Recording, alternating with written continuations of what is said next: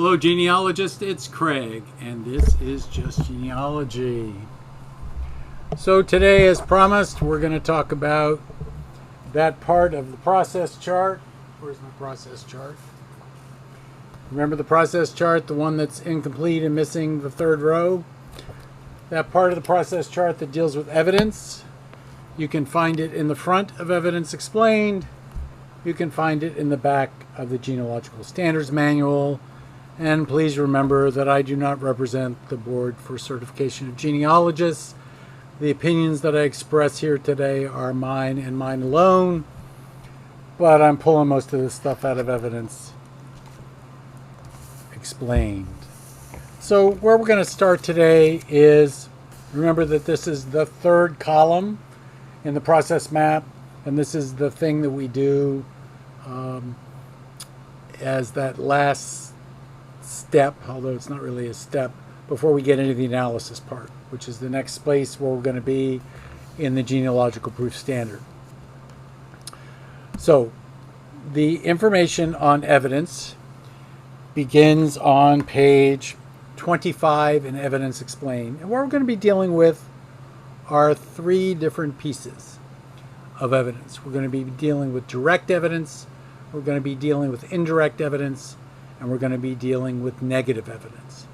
Now, there's absolutely no confusion associated with direct evidence because the record sits there right in front of you and it tells you exactly what you want to hear. It is information that seems to directly answer the research question. And I don't like definitions that use the same words.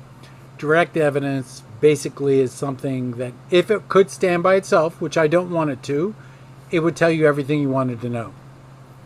In other words, a marriage return is direct evidence of a marriage. A marriage bond may not be. Published bans may not be direct evidence by themselves. But a marriage license, not direct evidence by itself. Marriage return, direct evidence of a marriage.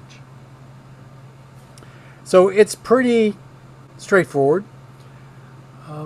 The only issue that you have to deal with is that even if you have direct evidence sitting in front of you, it may be incorrect. Remember, I've told you the story of my great-grandmother who has 3 marriage dates. One a civil record, one a religious record, and one her personal writing that gives me a date. So which one of the dates is correct? I'm going with the civil. But each one of those is direct evidence because it specifically says when they were married. So it's pretty straightforward. I don't have very many problems with direct evidence. Indirect evidence, however, is information that seems to not directly address the research question, but when combined with other information, will allow you to arrive at the answer necessary to build a case. So, for example, I'm not able to prove who my father is. This is a hypothetical. I'm not able to prove who my father is. However, I am able to prove that who my brother's father is. So I can prove who my brother is, and my brother can prove who my father is. Therefore, I can prove who my father is through indirect evidence. In other words, it's a roundabout way of getting to it. It requires more than one step because if there was only one step, it would be direct evidence. So indirect always requires more than one record. And basically you need one record to say one thing and another record to say something else. And there has to be a connection between those two records.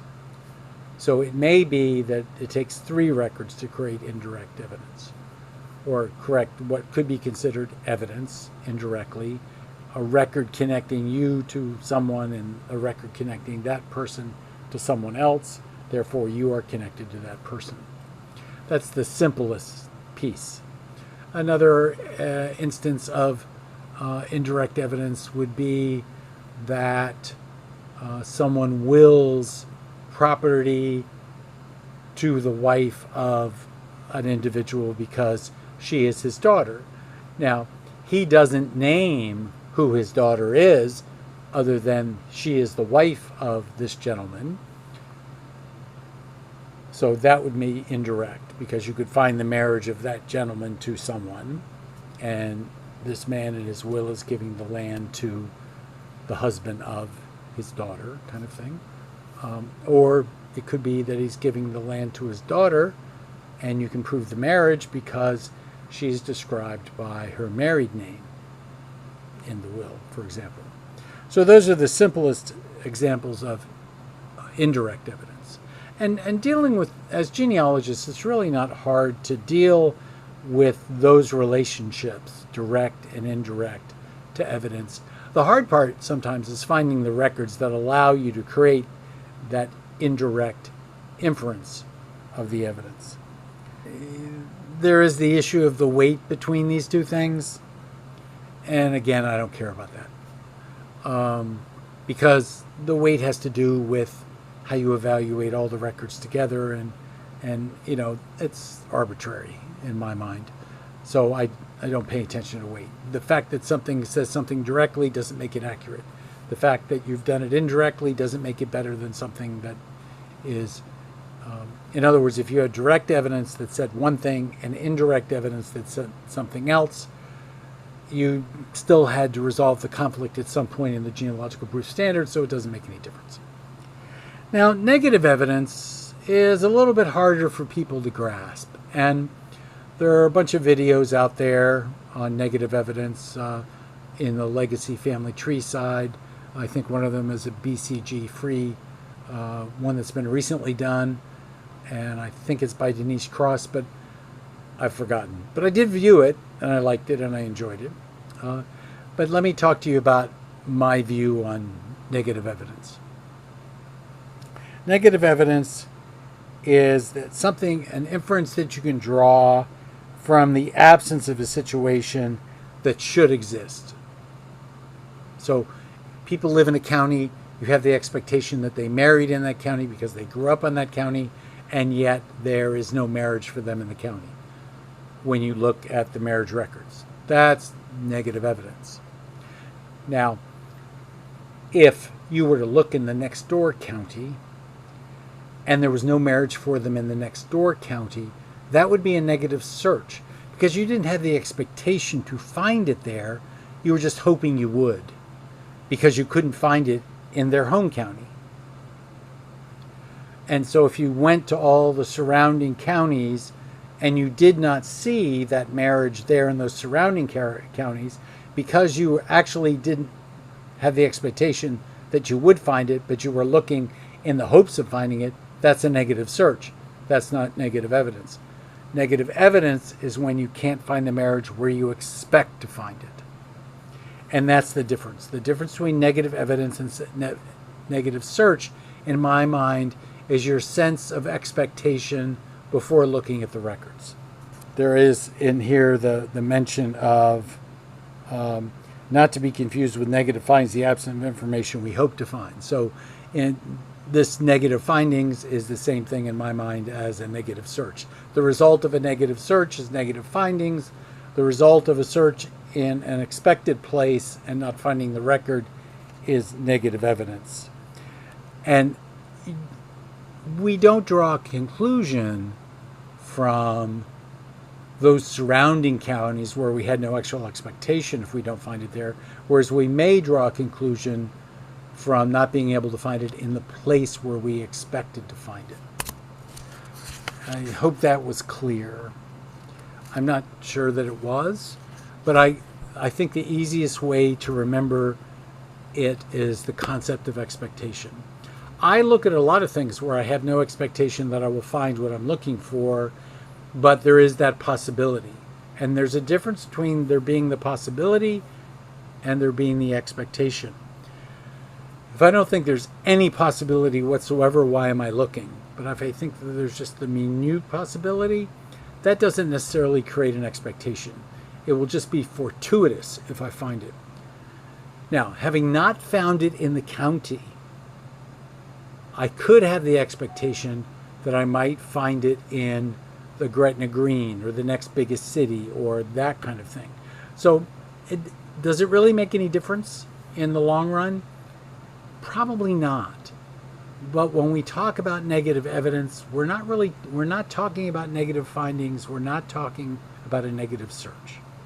So the easiest thing to do is to shy away from the concept of negative evidence and just deal with it from the have no expectation. And that really won't work, because you have to guide your research to be effective and efficient. And when you end up with a negative search, or when you end up with negative evidence, rather, when you end up with negative evidence, you're disappointed because you had the expectation.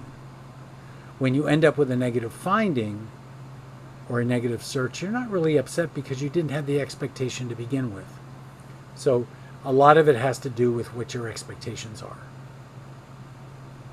So we've dealt today with direct evidence, indirect evidence, and negative evidence.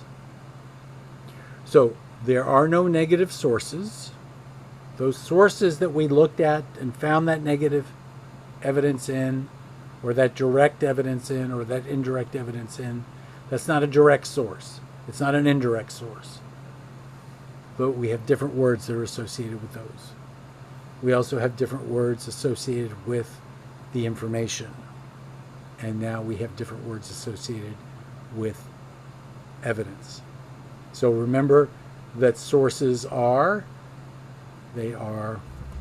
should we go and look at the chart? Go look at the chart so that you know exactly what I'm talking about, so you can memorize this chart and not embarrass yourself in the long run when you talk about the indirect source you used, because those aren't the right words. Remember to look at the chart in the beginning of Evidence Explained or at the end of the Genealogical Standards Manual and recognize that sources are original, derivative, or authored, and that information is primary, secondary, or that catch-all for everything, I don't know, or undetermined. And then now evidence is direct, and direct means explicit, and indirect means not explicit, and negative means I'm terribly hurt because this search did not live up to my expectations for it. So we are going to talk about it. Tomorrow we are going to go through Fundamentals of Evidence Analysis, the first chapter of Evidence Explained. We spent 3 days dealing with 2 pages of it. This will lead us into a day spent on the genealogical proof standard, dealing with the element of, find the right words, the element of, where are those pages? The element of test through process of analysis and correlation of all sources, information, items, and evidence contributing to an answer to a genealogical question or problem. You know, one of the things we haven't talked about is how to design a genealogical question or problem. So I imagine that we're going to have to do that at some point in the future before we get too far down the road. So this has been Craig. This has been Just Genealogy. It's been a long day today, and I'm fairly tired. And I was glad I was able to get this done for you today, so I wouldn't skip a day. I hate the thought of skipping a day. This is our 151st video if you don't count the trailers. We're still at it. We have over 400 subscribers now, so if you're not a subscriber, please join us. Please invite your friends. Every time I talk to somebody, I talk about Just Genealogy. If you did that, I would have lots of subscribers. And the more subscribers we have, the more people learn how to be converted from doing genealogy and becoming a genealogist. I haven't said those words in a while. It's been so long I don't think I even got it right. Anyway, follow the trailer. Subscribe, click the bell to be notified, do whatever you got to do.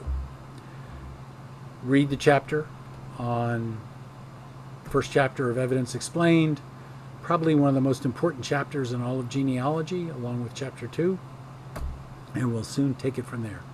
Y'all have a good one. Bye.